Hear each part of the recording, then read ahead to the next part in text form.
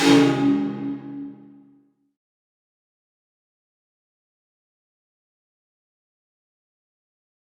thanks for joining me.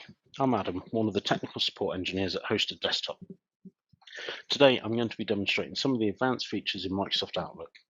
In this session I'll cover a few of the more basic and underused options such as signatures, out-of-office replies and folders, as well as some of the more advanced features such as categories, search folders, some basic rules and tasks.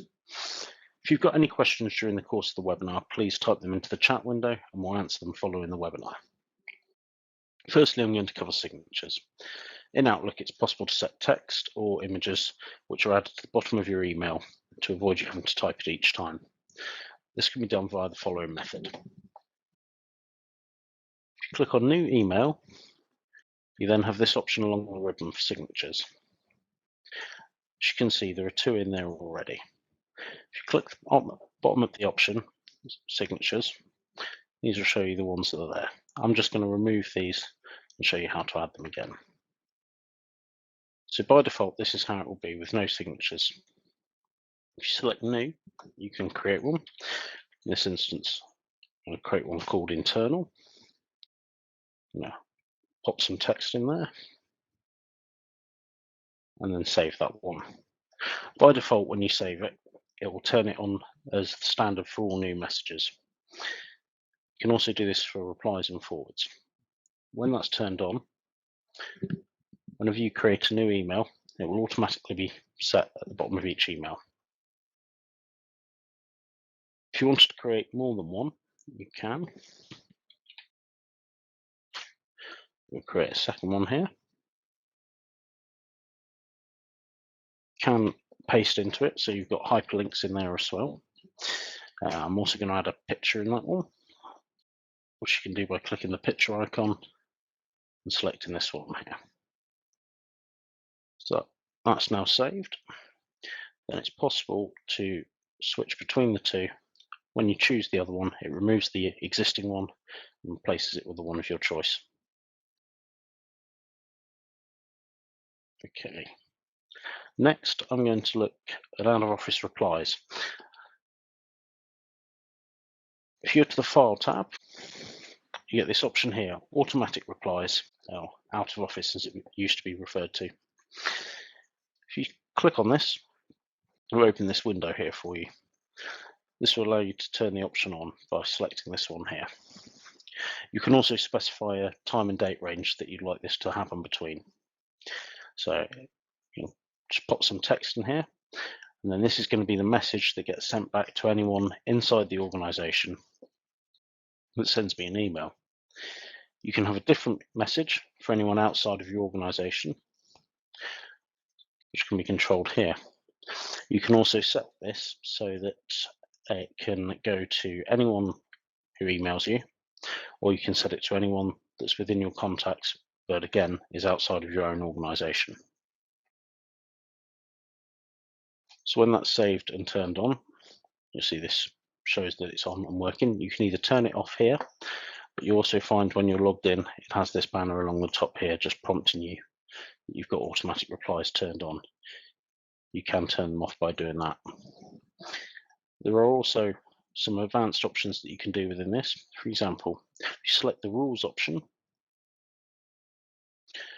you have this here to add rules. Now, what we're going to do in this case is we're going to select emails that come from a certain person. So in this case, any emails that are sent by Steve Blogs to myself whilst I'm on this out of office period are going to get forwarded to Fred Blogs. I can hit OK on that one. Puts a little summary of the rule there. And then you can hit OK on that one. Now, while that's in place, what will happen is anytime Steve emails, he'll get the standard reply, but it will also forward his email onto Fred so that in this example, he could address it in my absence. You can go a step further with this, and in the rules, you can also set it to move it to a different folder. You can set it to delete it. various other options here, but you can also ask it to reply with a different template. So you can go in there and you can write an email. So in this one, we'll do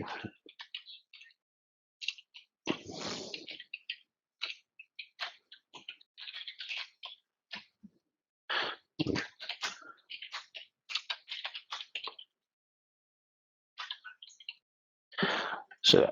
If you then save and close that, while that's active and the automatic replies are turned on, instead of receiving this message, he'll now receive that template that we've designed just then, but anyone else will get the standard message. So we'll turn those off again. Next, I'm going to have a look at categories. Categories can be very useful for organizing your email. You can assign more than one category to multiple messages or to the same message, which can be quite useful if they meet certain things and you want to find certain messages based on these criteria. So I'll show you how to do this. First of all, you've got this little box that appears next to each email here. You can right click that and it gives you the option of these 6 categories by default. If you go into the all categories option, you can rename these to something a bit more suitable for you. So in this example, I'm going to create an insurance category. I'm also going to turn this one to a meeting category. You can change the color as you see. Again, you can adjust all of these. You can add new categories and you can delete the ones that you don't want. Simple as that. So now those are in place. So I'm going to do a couple of examples here. So this one here, Fred's email is about insurance. Fred's email here is a meeting request to discuss insurance. So it comes into the insurance category, but it also comes under the meetings category. So now that those are in place, if I was to do a search for any categories, any emails or calendar appointments under the meetings, this one would show up. But again, if I was to search for anything to do with insurance, this particular email would also show up as well. Next, I'm going to cover the use of folders. A lot of people don't realize that this is something you can do in Outlook, but underneath each of your default folders, you can create subfolders by right-clicking on it and selecting New Folder. So yeah, I'm going to create a folder called Meetings.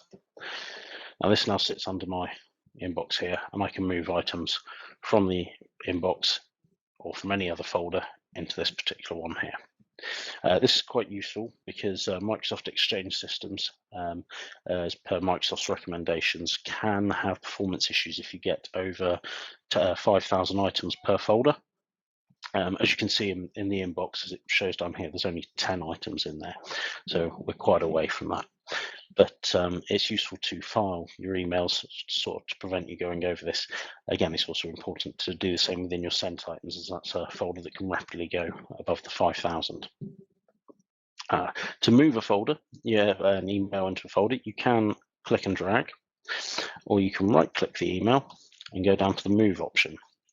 Now here you can select any of the last used folders to move it into. You can click Other Folder, which will then give you the option to scroll through all of your folders and select where you want to move it to. Again, you get a similar option to copy to a folder, whereas this will then leave a copy in the inbox, but it will also move it to the other folder as well. And then the final option here, which I'm going to demonstrate, is to always move messages in this conversation. So I'm going to select this one here and select the Meetings folder and hit OK. Now, as you can see, that's moved that email. If I was to send an email back to Fred regarding this, and then he was to reply again, that email and any other emails within this particular chain will all come to this folder. And you'll be able to see when a new one's come in, as you'll get a little blue number would appear next to Meetings saying the number of unread items. Next, I'm going to look into search folders. Now, search folders are, again, a very useful tool, particularly if you've got certain searches that you need to perform frequently or often, or again, if you're trying to find things that meet a particular criteria. Now, if you right-click search folders, you get the option New Search Folder. And there's a lot of sort of pre-done easy options here for you to select of commonly used things such as finding mail that's been flagged or marked as important, mail from particular people or sent to particular groups. Again, searching for mail that's been categorized, is over a certain size, again with specific words or attachments. You can also select the custom search folder, and going through this it will then give you the option to go into the criteria and select some of the more advanced options. For example, you can go and look at date and time fields and select sent. And then you've got, again, certain predefined options. So if you wanted to create a search folder that would show you everything you had sent in the last 7 days, you could do that and then add that there. And then you'll have a constantly live folder, which will search that and update itself. Or you can go a bit further and you can select between if you were trying to find a sent email within a particular date range and you weren't sure when that was. So there's a lot more advanced options in there that you can play around with and set. For this particular example, we're going to create one for categories. So we want to find any emails that are in both the insurance or the meetings category. So I'll select both of those there and hit OK. And again, it will select that as insurance or meetings. You can then hit OK. And as you can see, it's now searched through and given a list of these, and it shows where you are because it's added this both as a calendar appointment, but both as an insurance category and a meetings category. It's got it duplicated in both, so you know where it is there. And that's set to arrange by categories. Again, you can arrange it as standard by date, from, or by which folder it's in. If you wanted to change this, you can then right click on that and customize it, and you can go in and edit the criteria again. So should you then decide that you actually only want to see things that are in meetings, you can then rename it.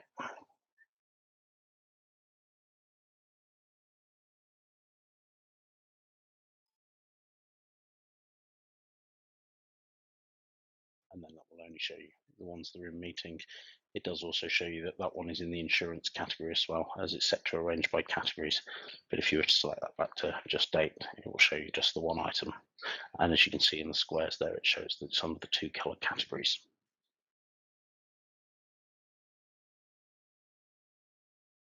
Next, I'm going to look at rules. Rules, again, a very useful method for organizing certain email.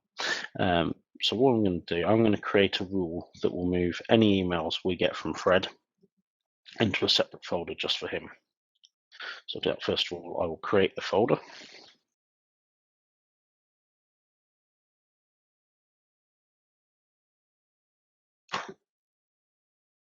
So we have an email there for Fred's emails. Now, there are a couple of ways you can do this.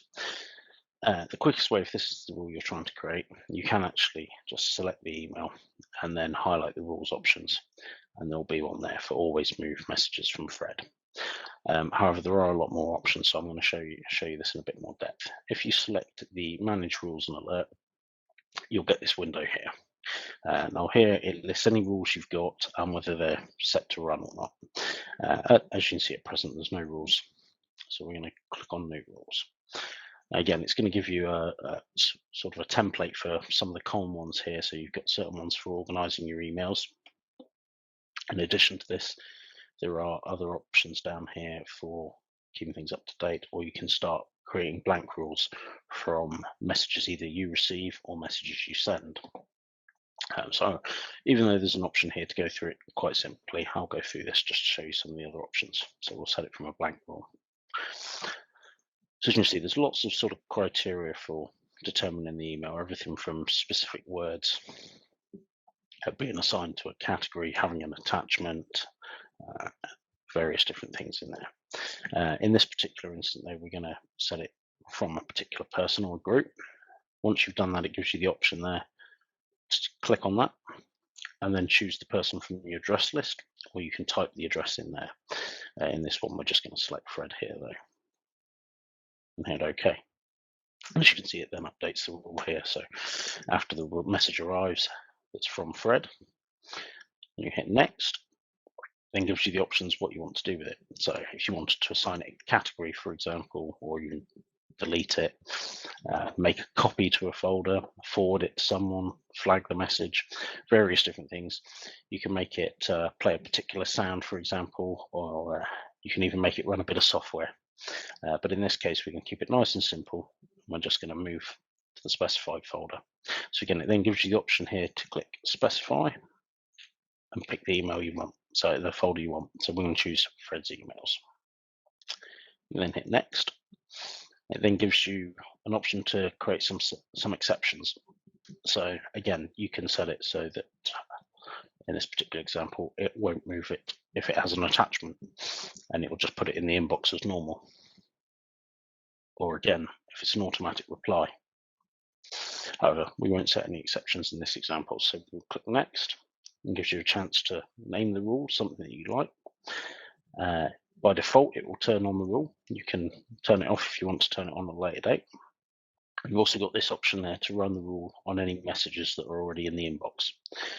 So we'll run that one now, and you hit finish. As you can see, it's run the rule. The email's moved already. If you hit OK, and then go in here, and you can see it's moved a couple of emails that we've had from Fred into this folder. Okay. Next, I'm going to cover flags and tasks. With emails in Outlook, it's possible to add tasks and sort of flag things for actions. It's quite easy to do. As you can see, there's sort of the grayed out flag option on the side there. The easiest way to do it, if you're just after something that you need to do that day, you can just click it, it'll flag it, it'll put something over here in your tasks, just automatically putting it as something you've got to do today. If you click it on there, or if you click on there, it'll mark it as done and remove it from there. Right click it, you can clear the flag. I'm going to go into some more of the options though. You can customize it if you want to put something a bit more practical in there. So if you click custom, it gives you the option to again pick from some predefined things here. So we'll say this is an email from Steve asking me to look at something to do with the incoming calls. So I'll put fix call system. I'll say that I've got to do this on Monday and that I've got to do it by 4 o'clock or by the end of the day. So we'll put a reminder for 4 o'clock. What that'll do, okay, marks a task in there, says it's for next week.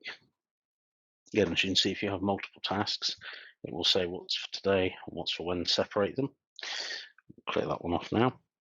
It's also set to the reminder. So much like when you get a calendar appointment, you have a reminder pop up on the screen. It will do the same for these. Again, what's very useful with the flagging option is for anyone else using Outlook or anyone using an Exchange system, you can send flagging as part of your email as well. So if you create a new email, I'll pick a recipient, so send something to Fred. I'll ask him, please do something. You've got this option over here, the follow-up. Now, again, you've got the basic options there, but if we go into custom, give us some more options here. So if it's something that it's very important for you that Fred does, and you want to chase him on it, we can set up some flags on here. So let's say it's something that Fred has to do by Tuesday. So we need a response by Tuesday. So we mark a follow-up on Monday. So if he hasn't got back to us or chase us, so you can put it as follow-up, or you can type something that's more appropriate for the situation. So with this set, once this email is sent at 4 o'clock on Monday, it will pop up with a reminder for me, much like a calendar appointment, to chase Fred. What you can also do if they use an Exchange system themselves is you can flag it for the recipient. So again, if we type something in here, so we're asking Fred to read, reply, and action. And we make a nice early appointment for Tuesday morning. So should he have forgotten about this, once this is set, Tuesday morning comes, he will get a reminder on his own Outlook. Again, much like a calendar appointment, prompting him to read, reply, and action. You see it summarizes what you've set there, and then once you hit send, that will go into place. You also see it creates this in your task here. So once you do that, once you've chased him, you can check these and they'll disappear from there. You also see it then creates a tick by the email to let you know you've done it. That concludes this webinar. I hope the information's been useful for you today. This video will also be uploaded to our YouTube site at a later date. Thanks for watching.